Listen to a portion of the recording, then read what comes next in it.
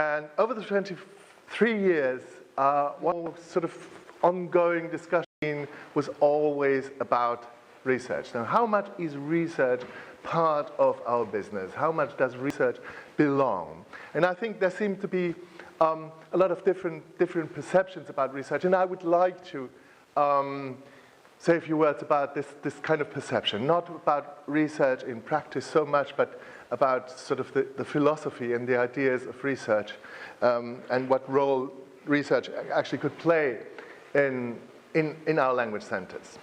Now, the reason why I dare to speak about this topic is my life, my academic life, my professional life. In my professional life, I started off as a researcher, and I was a researcher for about, 12 or 13 years, nothing to do, I taught linguistics, theoretical linguistics, but I didn't know anything about teaching. So when I came to the language center, I had to start learning to teach. But I had a background, my background was actually in second language acquisition research, and I was one of the co-workers in one of the first German projects on second language acquisition. So that's my background, and since then I've moved away from research, not too far away because I'm still sort of acting as a consultant and as a scientific consultant in some projects, in some very practical projects like which I mentioned, for instance, one which I mentioned at the beginning of Wulkow on Thursday is early learning, which is not directly connected to the language center. But the kind of ideas that you get are also interesting and have something to do with language learning in general. So that's why I dare to speak about research in general. And the discussion usually centers around, are we allowed to do research? I'm not addressing this question because I think there is also a wrong perception about research involved in this question. I mean, who on earth can allow me to do research? Usually people talk about, when they mean, are we allowed to do research? What they talk about is, do we get funding for research? How can I sort of basically organize my time so that I have time for research? But that's not the question I would like to address. Research laboratory. And also, in my private life, because my sister is a toxicologist, and she's a researcher as a toxicologist. And I usually, when we talk, I usually compare sort of her outlook on research, and we're very untypical. I mean, as far as gender issues are concerned, that my sister is a scientist and I'm more in the humanities. Nevertheless, so we compare what is actually research in the sciences to what we mean by research. Anyway, my question is, and everybody who talks about research has to answer that question: can a language center actually function without its own research? And I have a clear answer to that: yes, it can. With the second question, what does research actually mean in the context of language centers? Now, when I say without its own research, there is a problem. And I see this, and I want to be a little bit provocative. What I see, yes, you probably can survive and you can be a good and successful language center without your own research. But you have to look at research in order to be a good language center. And what I find more and more in language center is that people don't look at research, and sometimes even there's a tendency to frown upon what's going on in research. And when I mean research, I don't mean the tons of stuff on methodology, on what have you, on how to teach vocabulary and all that, which is rarely read by teachers actually in their teaching practice, but a lot of other things that you buy in a package when you don't look at it. Give you an example, we talk a lot about autonomous learning, and some of the concepts of autonomous learning are based on theories, and if you buy those theories, fine, but if you don't know anything about those theories which are behind those things, then you buy the whole package. And you end up with usually with a folk theory.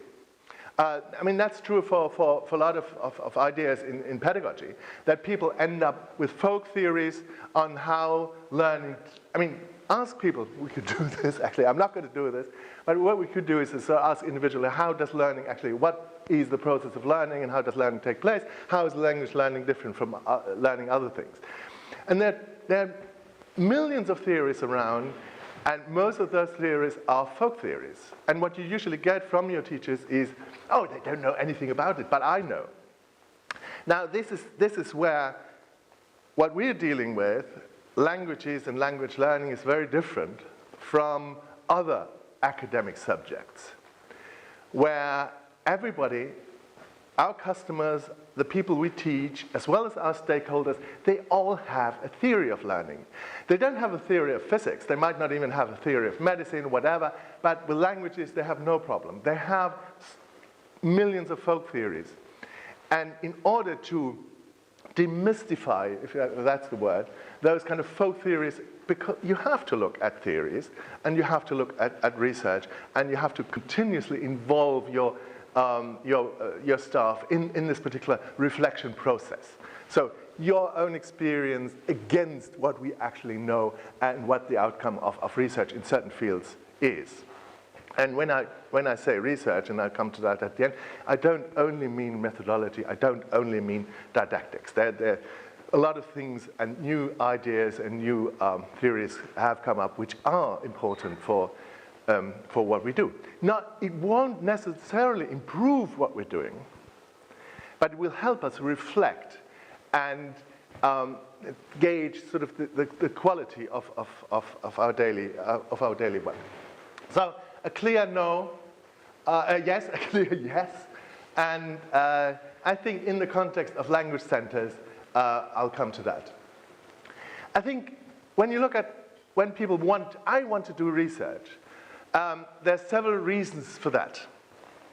And one of the reasons that is probably sometimes hidden in the agenda is we want to do research because we are an academic institution, or at least we are part of an academic institution. We want to get recognition and appreciation within the institution. And the institution sees ourselves not as researchers, they see ourselves, they see us as teachers, they see us as service institutions, and research doesn't belong there. And we think research belongs there because we are an academic institution. So the reason for research is usually, one of the reasons, again, sometimes not even spelled out openly, is we want to be integrated into academic culture, and therefore we need to do research. And that's interesting. There was an interesting development in Europe where colleagues started renaming language centers as institutes for communication and languages, or as departments for communication and languages. And that actually bears witness to this kind of development. The same thing I always ask in the German context, how do you tell your grandparents what your job is, right? And very rarely would people say, in language centers, it could be different in yours, will say, I'm a teacher. What they want to be, and there are several words which you can use in German, in English, maybe you're a lecturer, and so on. And then there's a third movement, which I find sometimes, where you get your colleagues trying to move closer to the faculties, or to the other institutes. Slowly moving, sometimes us not noticing it, and all of a sudden they come up with a course which is on the forefront a language course, but in practice it's not a language course, it's something else they're starting to teach. So it basically boils down to the integration, and research is part of that movement towards integration. And I'm not against it. I think there is motivation for looking into this more closely. Now, this all has to do, and I have to do this because Humboldt, Wilhelm von Humboldt was a student at my university in the 19th century at the old Viadrina. And Wilhelm von Humboldt he's responsible, at least for the German university system, And he defined Wilhelm von Humboldt, and he's responsible for a lot of your systems too. Maybe not for the British system, but definitely for the systems in Central and Eastern Europe. And his idea was actually it's a unity of research. That's what defines a university. It's the unity of research, learning, and teaching, right? So, and this is where still Humboldt is the person there's a lot of discussion now with the Bologna process, a lot of criticism, at least in the German context, that the university move away from Humboldt's idea and become more like a vocational training school. But deep down in the academic culture, there's this idea of Humboldt ingrained. There's no university without research. There are basically, all over the world, there are universities which don't do research, and they call themselves universities. But a German would not call those universities because they don't, as part of their remit, as part of their business, they don't actually do research. Now, research, very important in an academic context, but I found this is actually from Australia, from a research project, an empirical research project in Australia, and who tried to measure the productivity in research against the effectiveness of the same department in teaching. And they come up with this kind of hypothesis. It's empirically proven. Teaching effectiveness and research productivity are nearly uncorrelated, thus supporting the hypothesis that they are independent constructs, which goes back to my original provocation that they're very successful and good language centers without any research. Not without conducting their own research. That's what I mean. Now, what is research? I was looking for a definition. Of course, it's what's it called? Carrying coals to Newcastle or something like that. To talk to you about what is research. But I found a very interesting definition by a guy who works, a Swedish professor who founded his own discipline. And it's called paleogenetics. And he has his own institute in Leipzig. And he was actually the first person to clone the DNA of an Egyptian mummy. His father is a Nobel Prize winner in chemistry or something like that. So, I mean, he's the person to talk to. And he was talking, and he wrote a book about the design of buildings for research. And the definition of research is from this particular book. Now, the first point I find rather intriguing is that he defines research as a lifestyle. And he thinks that research is not only lifestyle, but it's part of your personality. And I think I would definitely underline this. That this is, I mean, it can actually even lead to a kind of professional disease where you question everything that's around you. I mean, your partner will probably tell you whether you have a researcher personality or not. The second point is research is teamwork, and research is global teamwork. And what I sometimes find, I'm looking at research work at the moment because we've been organizing a research prize within the German Association of University Language Centers, and I'm looking at research at the moment, about 10 different types of research. And I find that the problem I have with that is that it's basically self-inspired. It is like you find your research question. I think a lot of those things happen in the humanities, right? And that's very different in the sciences. In the sciences, there's a debate, there's a question, and then you, as a student, as a PhD candidate, and so on, you get your question assigned. Sometimes you can't even choose that. So the starting point in the sciences is usually a debate, a public debate, whereas in the humanities, and again, I try to be provocative, it's like, I have a question. I mean, maybe that's an interesting question. I'll start with that. And then people go to their professors, as far as PhD is concerned, and say, yeah, well, I don't mind. Just write about it. And you sometimes wonder, where is the project? Where is the public debate on that? So you get tons of stuff on vocabulary learning. The question is, are you answering questions that nobody's asked?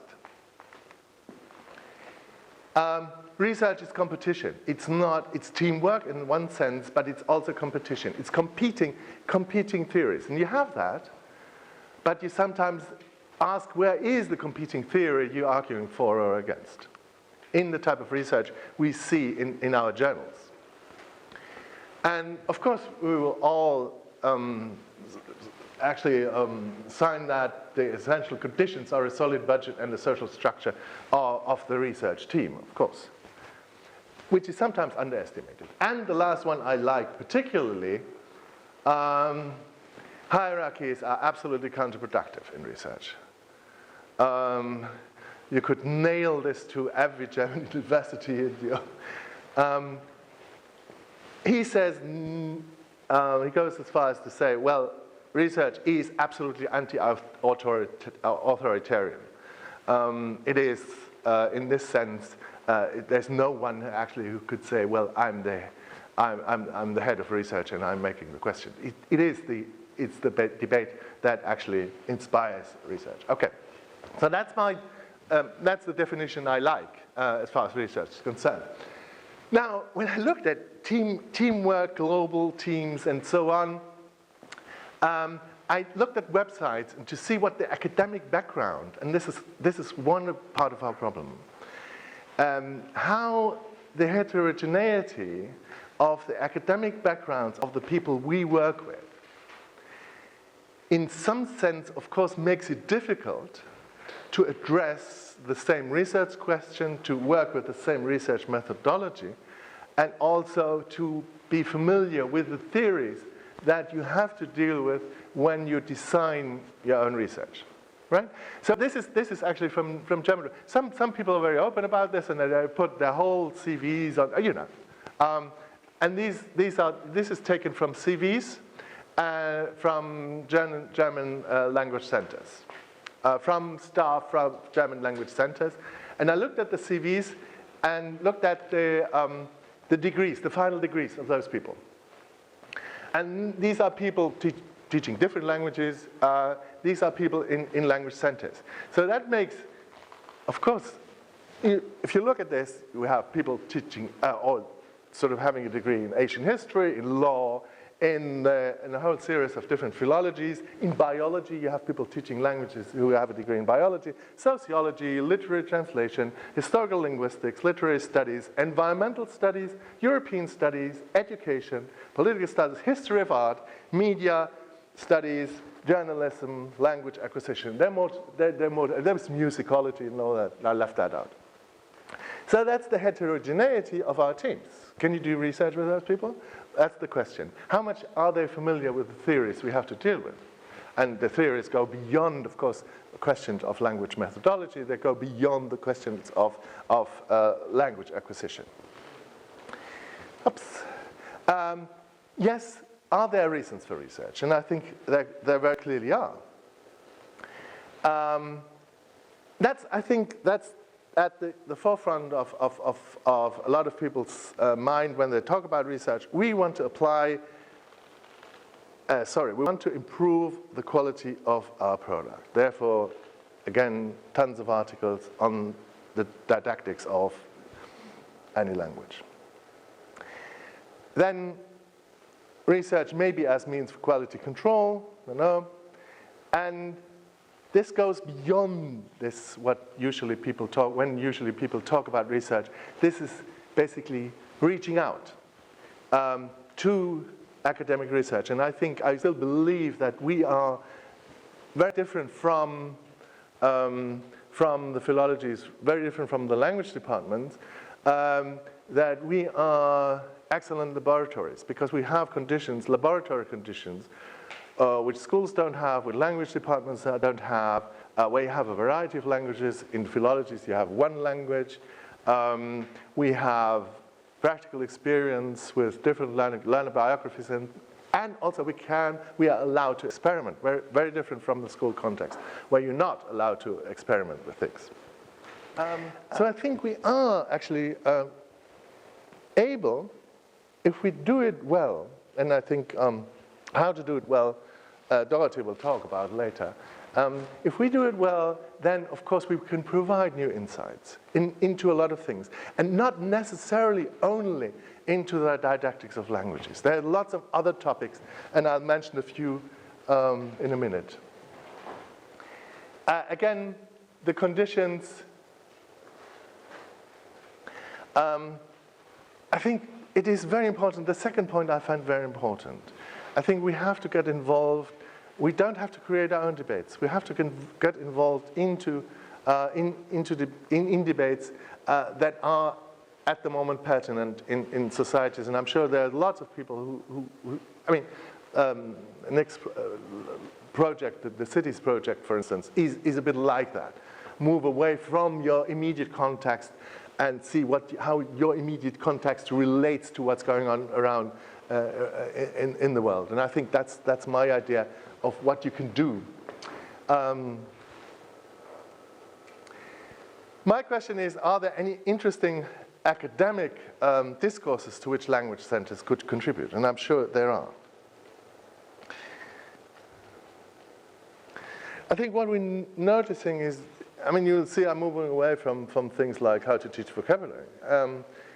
I think what we're experiencing, much more than the individual philologists, much more than the linguists, on a daily basis, with students who come with their new learning biographies, with their bilingualism, with their experience in different countries and different cultures, how much they all of a sudden start questioning their own identity or identities. There's a big discussion going on at the moment about identity, about German identities and so on, with a move towards multilingualism or multiculturalism in Germany. And just recently in a debate, the German Minister of the Interior has actually argued that there is no such thing as multiple identities. The question is, do we have experience, and can we actually reflect on this experience, and can we relate it to a public debate on the basis of empirical data and of our experience backed up by empirical data? Attitudes to multilingualism. You hear that this is our daily business, right? English only is a question of attitudes to multilingualism. That's again our business. Multilingual communication institutions. How much can we actually contribute? Is it possible? We've had this in Wulkow. Wulkow was a laboratory for that, because people speak. We experimented with different language groups, and we have people here whose English is not C2, but they speak other languages which we don't speak. So, what do we do in such a case? This is an experiment. If we reflect on it, if we report on it, then of course that's the kind of research people outside will probably look at. Language policy, again. Language biographies and didactic changes. A big issue at the moment in the schools, even in Brandenburg, around us. The question is now, all of a sudden, you get all the immigrant children, you get all the people who come with asylum seekers, migrants, immigrants, refugees, and all that. We don't have the teachers for that, because they have no experience. The teachers don't have any experience. So how much can we actually help the people there with our experience? So, to sum up, I think when we think about research, and we tend to overlook questions, debates, public debates that are going on around us, where we have the expertise, but what we have to do is look at it more carefully with a research eye. Not every language center can do it. Not every language center has to do it. They can still do a perfect job, much better than research institutions sometimes. But I think we should try and we should get together. And I think Wulkow would be a good way of setting up, looking at questions and setting up teams that could help us, and that could also help sort of making the identity of language centers and the function of language centers much clearer than they are now. So that's what I think. I think we should develop. And when I said heterogeneity of our teams could be a problem, it could also be an asset, because then we could think about interdisciplinarity. But then people should not think, well, I've learned, my degree is in literature, so I want to continue actually doing. You have this parallel world sometimes. I have colleagues who actually continue their career writing about literature and at the same time they teach. Why not bring the things together? I think that's the only research I would advocate and I would like to see in language centers. That's it. Thanks.